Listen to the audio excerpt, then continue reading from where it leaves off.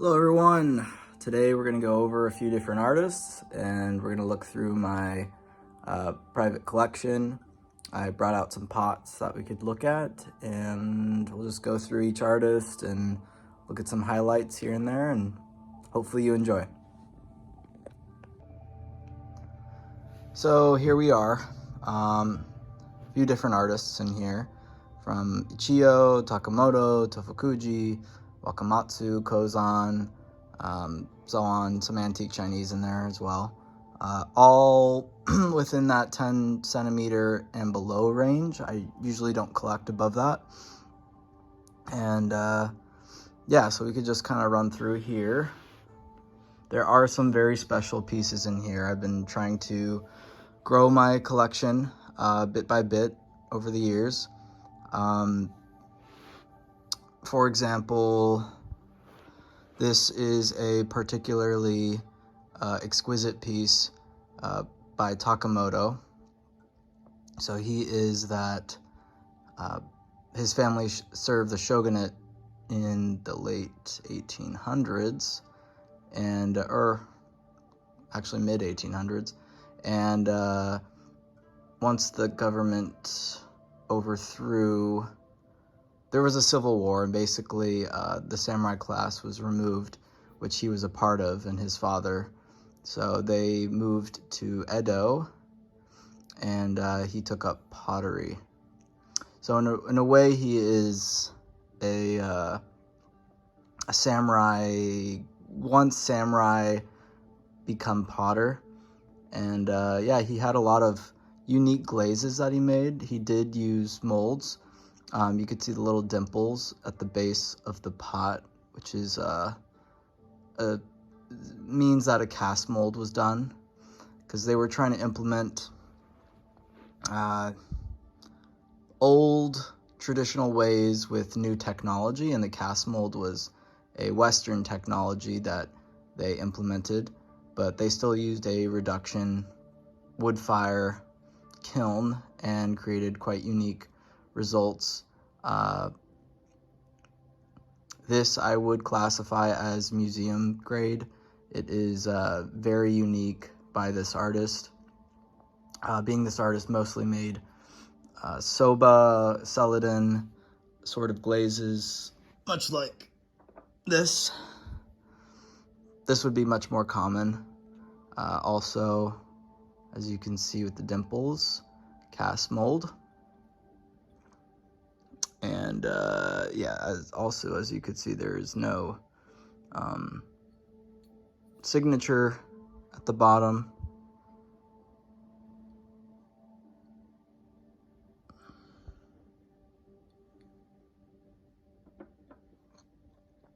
And here is, so you could actually see this pot here. There we go. So this is definitely a unique one, probably one of the best in my collection. Very happy to own it. And if you're curious to see what Takamoto looked like in his late 20s, that is what he looked like. Died in the early 1890s.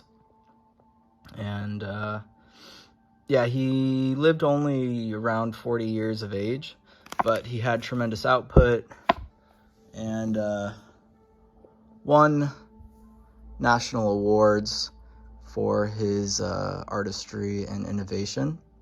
This is another pot by him. A real nice sheen on this glaze. Multicolored, it looks like he dipped twice, or possibly even 3 times. This is still mold from the dimples at the base, but these feet do look hand-built. So he might have carved those out separately, or not really sure how he put those on there. But this one's quite unique with that red cinnabar and some milky blue and celadon all mixed in together. I do think that is a quite unique glaze for this artist.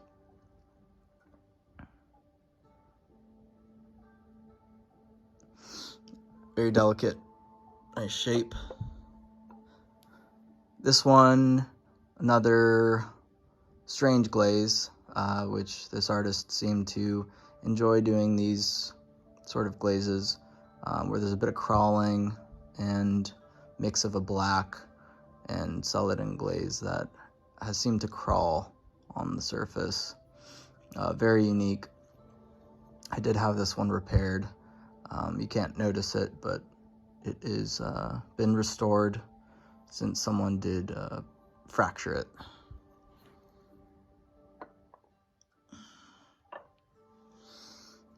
This is also a museum grade piece. It has that pink sort of swirl that goes throughout the pot. I don't know if that is a colored feldspar. And this glaze that is just setting on the clay body is a celadon. And there are a lot of different shades of celadon. Some say a celadon has to be translucent, sort of light blue, but that's not true. There are a lot of different types of celadons, and definitely a signature done in a. To do this, you need a reduction firing, so he definitely was doing that in his kiln, and this is definitely a unique piece. And it is shown in several books. Oh. One being, I'll probably have it around here somewhere, but that is a book piece. Since it is quite unique. This is a little bit more typical, not as unique of a piece as those last couple. It is a beautiful green glaze, very dark, intense glaze. A reddish clay body. You could see that line from the from where he put the slip in, and that's probably where he poured out, and it clumped up a little bit on that line. A lot of age, since these are around 150 years old. You could see the patina on the bottom. Very well done pots. This one actually is quite heavy for its size. Okay, and let's see what else we have. Here's a really small one by Takamoto. It's a very simple oval, but I actually really enjoy the elegance and the simplicity of this pot. You can see the age on the bottom as well. Beautiful oval. Something that Matsudaira would have collected. He liked these sort of smaller pots, oval shaped. And Matsudaira was a famous collector in the early 1900s to World War II. And he helped push forward the Mame/Shohin bonsai culture. Let's look at a pot by Ichio. So there's the shop on the bottom. It's a little hard for me to read right now. See if I could find the right side up. That chop is his prototype chop.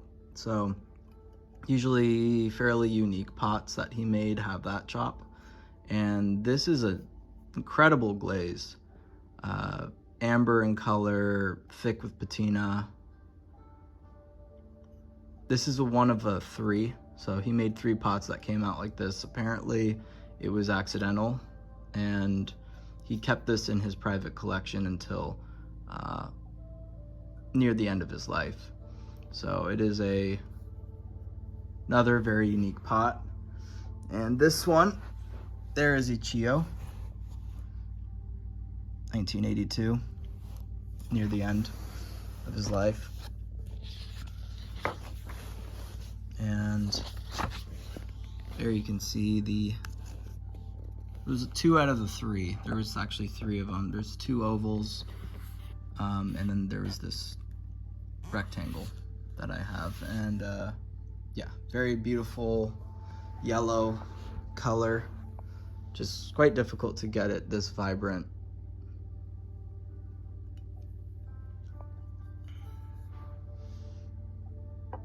Okay, so another extraordinarily beautiful piece. This is by Tosui Uematsu, who is the first generation technically of the Uematsu lineage kiln. He more so would make blueprints, and then he commissioned artists to make his pots for him. But it's said that some pots he actually made himself. And this looks like a collaboration between an artist named Chayama, who would paint, and who they would collaborate with. And you could see his painted pieces in the windows. Black pine here. That looks like a plum tree. Little orbs of different colors, which is really unique. You can see the bottom glaze creeping through. There's some bamboo. Beautiful clay. And the feet, I enjoyed those almost butterfly-like little feet. Extraordinary pot. Very rare to see something like that. That one is also a book piece, so I would consider that museum quality. Let's see.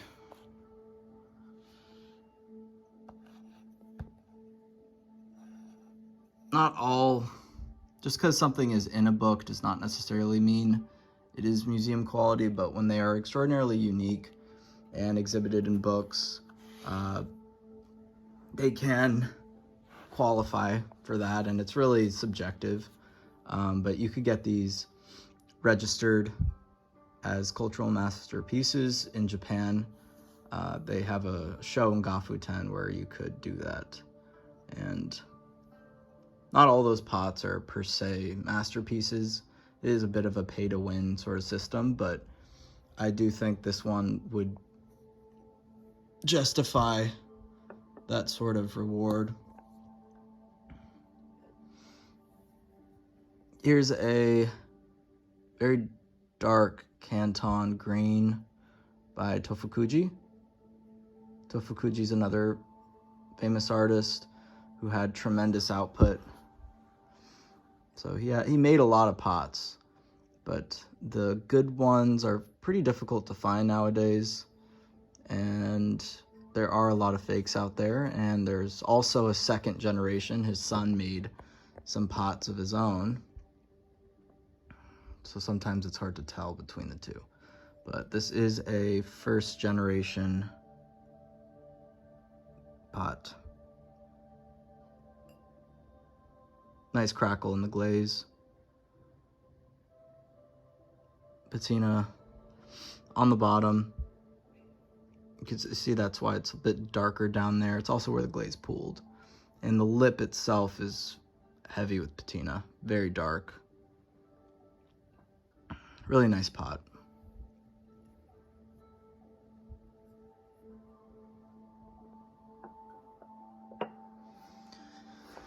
Let's see, let's find another one by Tofukuji. So there's his Trident Maple chop. That's probably his most famous chop, since he lived close to Tofukuji Temple. That is how he was inspired to do that. This very grainy clay on this pot, and the glaze came out quite radically.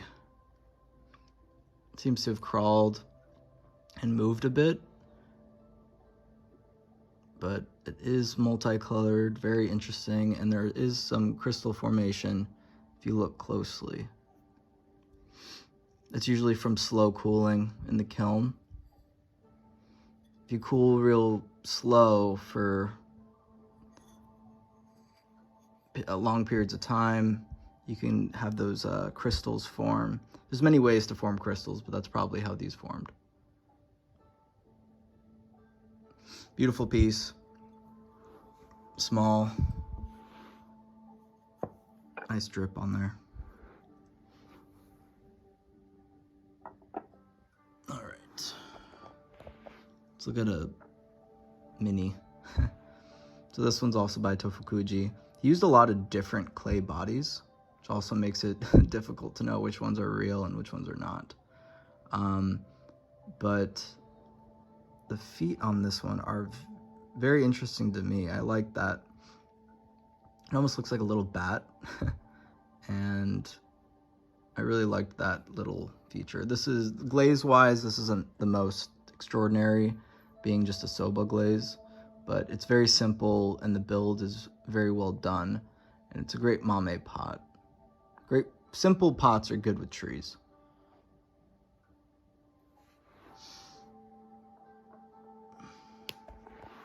Now another artist of note that I think you would enjoy is Kozan. So Kozan from the Kyoto region, similar to Tofukuji, they lived around that same period of time.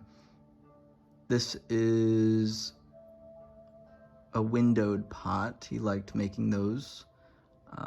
Very difficult to do at this almost mathematically accurate. This is the red clay is a good way to show that this is post-World War II. So after World War II, he used that red clay. Before World War II, there's a very signature white, kind of cream-colored clay that he used, which is actually much more desirable because those are usually wood-fired pieces. There's his signature.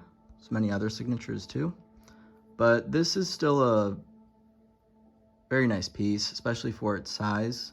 And there is patina on it. Very well made. Symmetrical, which is a signature of this artist, also known as the Razor, for his ability to make such mathematically accurate pots without wonk.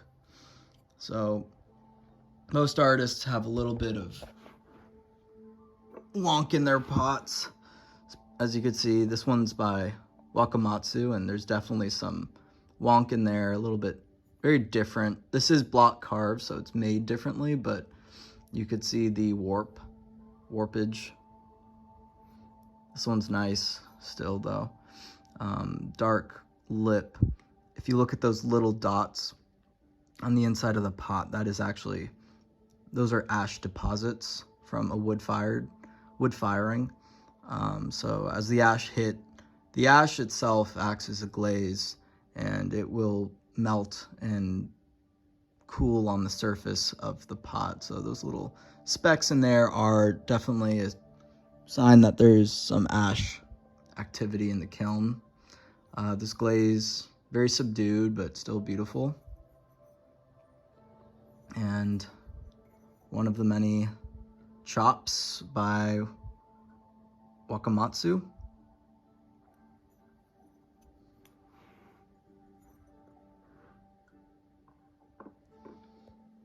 Here's another one. Really underrated artist, mostly because his pots are on the smaller side. But he made some incredible glazes. This one has that crystal formation from slow cooling. Definitely a wood-fired piece. You could also see the ash deposits on the inside of the pot. And that sheen on the lip is probably also ash that created that. Old pot, well used. Looks like someone sanded down those feet for some reason. Maybe it was wobbly, but other than that, the pot is in good condition. Very beautiful.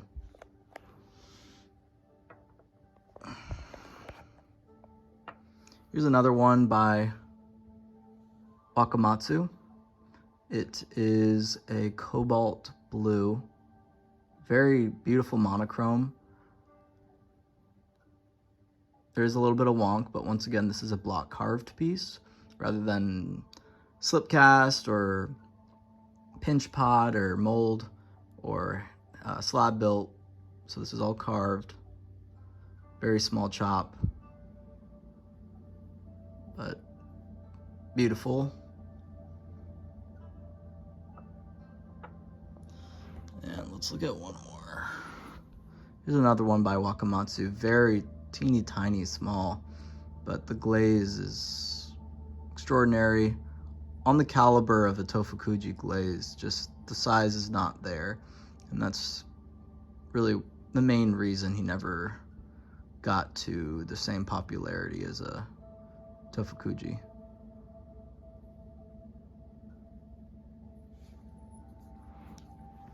And of course, the Tofukuji glazes are extraordinary, but let's see. Let me show one more by Wakamatsu. There's another one, a little bit of wonk in it. Mustard green glaze, pretty unique. Very simple pot though. I think that's good for now. So we went through a couple different artists and just looked at them individually and some of the features that make them unique. There are definitely different indicators for why one pot is a little bit more unique, but it really takes knowing that artist individually and what their main output was and what was not as common from those artists. So if you are interested, feel free to drop a comment and I will answer your questions as best as I can. But I hope you enjoyed looking at some of my collection, and I hope to see you in the next video. Thank you. Bye.